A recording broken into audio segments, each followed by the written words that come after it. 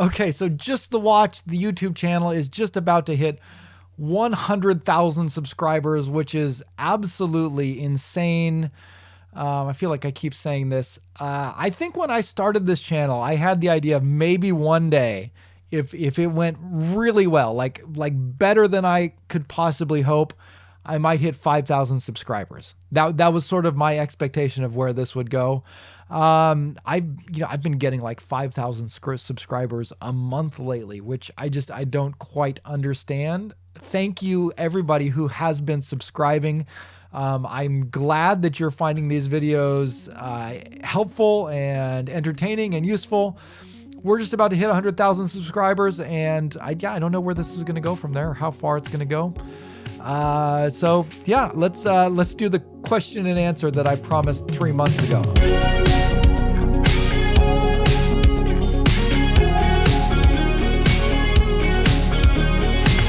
A lot of people are going to be, a lot of the questions have to do with like what I'm doing in real life when I'm not YouTubing. This is definitely not my full-time job. My goal has always been to keep this as a hobby, and I try and keep the amount of time that I put into this channel a reasonable amount of time for a hobby. So a lot of stuff kind of falls through the cracks. I always feel like I'm just barely keeping the content coming out, trying my best to respond to some of the comments and things. I do read almost all the comments that come in. I try to read all the comments that come in. So I really appreciate all of you guys who have been watching these videos, for all the wonderful things you've been saying. All of you people who keep telling me to get braces, knock it off. I don't care. I'm like 40 years old. I'm not going to get braces. So let's get into some questions and answers. This was supposed to be my 80,000 subscribers Q&A, but yeah, now it's like a 98,000 or 99,000 subscribers, just before we're about to hit 100,000 subscribers. Let's go through the questions you guys sent in 3 months ago, and I'll try and answer them now. And hopefully next time I do this, I'll be a little bit quicker on the ball. Michael Mantello says, hi and congratulations. Which of these watches would be your preference? Orient Komatsu, San Martin SN031 with the YN55, or San Martin SN031 with the NH35? Let me look up the SN031. It's probably going to be the Orient Komatsu, though.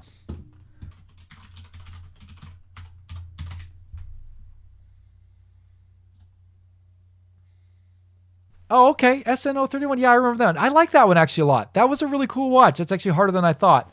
I'd still probably go with the Orient Komatsu. I just tend to prefer more original watches to homage watches, although that San Martin is really cool homage and a little different twist. Yeah, that's a tough one. But yeah, I'd still probably go with the Orient Komatsu over that. But I think that really would come down to personal preference. If you're not a huge fan of dive watches, if you don't like the style, if you like the look of that San Martin better, it's a really affordable watch, and it's a really good looking watch, and it's got a quirky, cool, distinct look. So yeah, I would go with what you feel like. I think they're both great choices. DOS Prompt, great name, says, has your stance on luxury watches changed? What brand has your opinion changed the most, for better or for worse, since you started? I don't think my stance on luxury watches has changed. I think I like my stances on what luxury watch. I think if you can afford a luxury watch and you're making good use of your income and your finances, great, go ahead and purchase it. I don't think I can afford a luxury watch. I don't think it would make sense for me to get one. Even if I could own one, I don't think I could afford to maintain it. I'd rather stay kind of in my price bracket and get watches that are affordable, that I enjoy, that wouldn't kill me if I broke it or if it got stolen. So yeah, that's kind of where I am there. Brand that's changed my opinion on most? Yeah, I'd probably go back with Seiko. Again, I was not interested in Seiko at all when I first started watch collecting, and that's really changed in the last year or so. Really been getting into them more and more. I think they make just great watches in the kind of mid-tier price range. Real Like Movie says, hi Dave, what watches are Japanese people actually wearing? Do enthusiasts gravitate towards European brands similar to how Westerners sometimes idolize Japanese goods and watches in particular? Yeah, that's kind of an interesting one. So I live in a very small town. It's sort of not like a lot of wealthy people here. So most of the watches most of the people that I see wearing watches, they're wearing Casio G-Shocks or other Casio watches. Casio is huge here. I had our life insurance salesman come over, and he was wearing an Orient Star, so I thought that was kind of cool. But in more formal situations and in people with higher incomes, I often see them wearing Swiss watches. I do think that Japan tends to really like European luxury goods, sometimes maybe more than Japanese luxury goods. So I see that when it comes to cars. I think in watches too. So yeah, it's kind of weird. You have brands like Grand Seiko and all these great Japanese car brands, which they're obviously very proud of here. But a lot of times when it comes to luxury goods, they gravitate more towards Swiss watches and German cars and that kind of thing. All right, a lot of the questions that came in were about life in Japan, why I'm here, what I do here, do I speak Japanese? So let me take about a minute to try and clear all that up, because I mentioned a lot in my videos. I've been here in Japan for 10 years and I am here as a missionary. So I'm working with a Japanese Baptist church in the area, and together we're trying to start a new church in one of the small towns that was hit by the tsunami back in 2011. So my work here is roughly similar to like a pastor in the US. But we do a lot of things where we're trying to, get to know people. We're trying to do some community support stuff. We still do some support for people who were impacted by the tsunami over 10 years now. It's still kind of a painful thing for a lot of people. This is a very rural part of Japan. It's a very small town, and it took a little bit of getting used to. We've been in this town for about 5 years, and I actually really love it here now. Some of you might be scratching your head a little bit wondering, well, why would you want to go to Japan as a missionary? And I could talk for a long time about that, but let me give you one kind of reason that was maybe the big one that got me over here. It's simply because I believe that the Bible is true. Like, I am 100% convinced of that. It has had just a tremendous impact on my life, on my decisions. And if the Bible is true, then there is this amazing, wonderful message that we call the gospel, and it's something that everybody needs to hear. And sadly for me, here in Japan, there are many people who have not heard that message. Japan has one of the lowest concentrations of Christians anywhere in the world, and for me in particular, I think that's kind of a burdensome thing. I am part Japanese. My grandmother was a Japanese Christian. She moved from Japan back to the United States. And so growing up there was kind of interesting, because I was aware of how few Christians there were here in Japan. And I knew my grandmother was a Christian, and yet, she left Japan and she came and she moved with my grandpa and lived in the States. But years later, I was able to come back as a missionary. I'm working with other Japanese Christians, with other Japanese churches. My brother actually came back as a missionary as well. My wife is Japanese. My kids are Japanese. I have a deep respect and love for this country and for the people here. And combined with my hope and my belief in what the Bible says and in Jesus Christ, I want to see the people of Japan hear that message and have the same joy and hope that I've found in it, and give them that opportunity to have it. And maybe I'm crossing the line just a little bit here, but I hope that you can find that same hope and peace as well. A few people asked if I speak Japanese. I'll give it a shot. Turn on the subtitles. はい、日本語できます。何か、10年間は経って日本に住んでいて、その最初の2年間は、日本語学校で勉強しました。日本語を勉強しました。そして、今は、毎週、教会で説教をします。説教は日本語でやります。でも私が、説教するために準備がたくさん必要な準備がたくさんあります。私が、説教の準備はまず、英語で書いて、そして、DeepL という通訳のソフトを使って、通訳して、そして、妻がその DeepL の何か翻訳を直して、そして私が、それを、漢字とローマ字と振り仮名で、毎週読みますということで、なのでじゃあ私が日本語を話せます。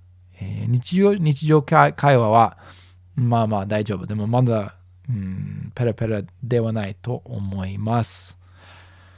Nico said, I did notice during a wonderful Japan vacation that Casio is probably the most appreciated watch for the appreciated watch for the average Japanese. Do you agree? Yeah, I see people wearing Casios here more than any other watch. I don't know if it's the most appreciated, but it's they're super affordable, they're reliable, they look good, and yeah, I see more people wearing Casios here than anything else. I see more people wearing Casios than I see people wearing Apple Watches, which is kind of a surprise coming from California, because back in California, everybody's got an Apple Watch on. But here, everybody's wearing Casio. Oh, we got to answer this one. Okay, this is not related to watches, but this is related to your videos. On your videos, someone posted on my comments to follow your Telegram for a giveaway. Don't do that. I don't use Telegram. There's scammers out there. They take the profile picture of YouTube channels, and then they try and impersonate the channel and try and get people to contact them by Telegram or WhatsApp or all these different ways. And then when they do, they're going to try and take money from you. So don't do that. If I ever ask you to contact me, I will ask you to go to my official channel page, go to the About section of that page, and on that page, there's an email address listed. That's the only way I'm going to ask you to contact me. If you contact me on that email, or pretty much with any channel, the only, you're going to get a hold of the person at that channel if you contact them at the email listed on the channel, because nobody can scam that. But I guess they could fake my channel, and then you could click on the channel name there and it would take you to something that looks like my channel. They might be getting more complicated. Anyways, don't contact me via Telegram or WhatsApp or any of those. I don't use those for giveaways. Lonnie McGill asked a couple of questions. I'm just going to go with the first one. He said, if you could only have watches from one brand, which would you pick? I think recently it would go to Seiko, especially if I could include Grand Seiko. That would be awesome. And that's totally changed. When I first started collecting watches, I really wasn't interested in Seiko that much at all. And especially since moving here, I've just gotten so much more of an appreciation for the brand and for the watches that they offer, the level of quality, the history, the heritage. There's a Seiko, Grand Seiko workshop not too far from here I've always wanted to take a tour of. So yeah, I'd probably go there. I'm not like an exclusive Seiko guy. I do have a few Seiko watches. I do like to have a broader collection. But yeah, if I was going to narrow it down to just one brand, I wouldn't mind going down deep into Seiko's catalog. MW asked, I know the channel is mostly focused on budget watches, but do you have an expensive luxury watch that you're drawn to? There's a few of them. I really like the JLC Reverso. I just think that's such a cool classic watch. I love the fidgety aspect of it, of being able to flip it over. And I love that history of it being originally a sports watch and turning into more of a dress watch. I'm really drawn to the Omega Speedmaster because of its NASA heritage. I like the Rolex Explorer 2 because I think it's a cool GMT watch, and I love GMT watches. Right now, in the slightly more affordable range, I'm really drawn to the Zin UTC. I forget which model number exactly, but I have sort of an homage to that. I really like it. I think that's just a great tool watch that does everything I would want it to do. And the Fortis F41, I think, is just a really cool pilot's watch that I also would really like to have. All of those are outside of my price range right now. Typically, I would never even consider buying a watch if it's over $1,000. We'll see if that changes as I keep doing this watch channel. Javier Jimenez asks, does your wife let you have that many watches? That many according to her, of course. Are your kids into watches? How is watches enthusiasm appreciation different in Japan from other parts of the world? So my wife, she's okay with it now because the YouTube channel is doing pretty good, and that's become a pretty nice side income and very helpful for our family, especially since we just had a baby a year ago that had a lot of extra costs. So yeah, because of that aspect of it, she's pretty tolerant of the amount of watches that I have. So yeah, that's kind of nice.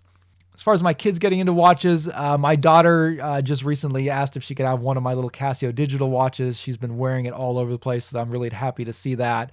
Giving my son one, he's worn it for a while, but it doesn't seem to stick with him too much. Although, again, he recently saw that meteorite dial on the Zelos spearfish that I reviewed, and he was really thought that was really cool. So yeah, it's kind of fun to see them getting into it a little bit here. My oldest is still only 11 years old, so they're all still pretty young about that.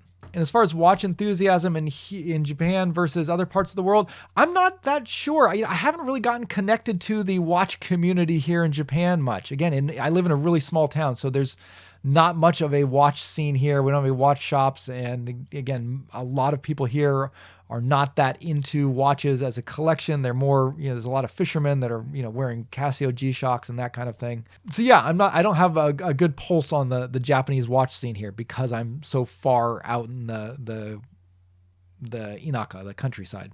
Erlage asks, think about all the watches you've ever had in your collection or in hand. You have to pick only 3. Which 3 would it be and why? Oh man, that's a tough one. I'd go with my Seiko Alpinist reissue. I'd go with the new Zello Spearfish Meteorite GMT and the Casio W217H. So the Seiko Alpinist, I think, is just a great all-around watch. It's probably my favorite watch. I think if I only had one watch, that would be it. The new Zello Spearfish is just an amazing full-featured automatic GMT. I love GMT watches. I love that ability to track second time zone. It's probably my favorite GMT in my collection right now, so I'd go with that. And then the Casio W217H. That's a super cheap $20 watch, but I wear that watch all the time because it's comfortable and simple. If I only had 3 watches and those were my 3 watches, that would, I think, make a great 3-watch collection for me. Sabine asks, what video editing software do you use? How has your editing journey progressed? I'm using DaVinci Resolve right now, and that's something I switched to, I don't know, about a year and a half ago or so. I really like it. Super powerful, full-featured editor that you can get for free. So great deal there. And yeah, editing has been something I've kind of had fun with. Half the fun of running this channel is getting into gear and editing and software and cameras. There's so many other things involved in that. My background is in IT. Before I was a missionary here in Japan, I did work as first as a desktop support, and I did network administration. So all this kind of tech stuff I love. I just got a new microphone here. I just got this Rode Procaster. Thank you to Bandrew over at Podcastage for his recommendations and help in getting me straightened away and figuring this one out. If you're looking for gear reviews and specifically mic reviews, I think Podcastage is an awesome channel for that. He also does watch reviews now. So if you haven't checked out Watchcastage, check out his new watch channel. Ultra Doug, if budget wasn't an issue, what one watch would be your current Grail watch? So if budget wasn't an issue at all, there's that Vacheron Constantin dual time. What is it? I think it's an overseas special edition or whatever. I don't even know. I've seen it. I don't, but those super expensive luxury watches, I don't really pay that much attention to their names and model numbers, because it's just not sort of in my realm. I'm not there. But I saw some videos of it. I saw a picture of it. And I think it's an amazing watch. I think it's kind of an under the radar one. Let me look up which one it is.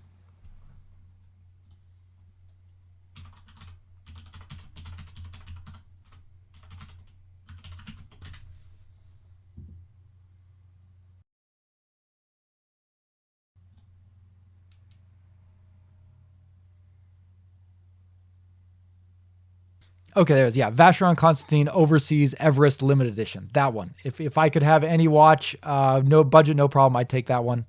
It's not going to happen. I think it's like a $30,000, $40,000, $50,000 watch or something.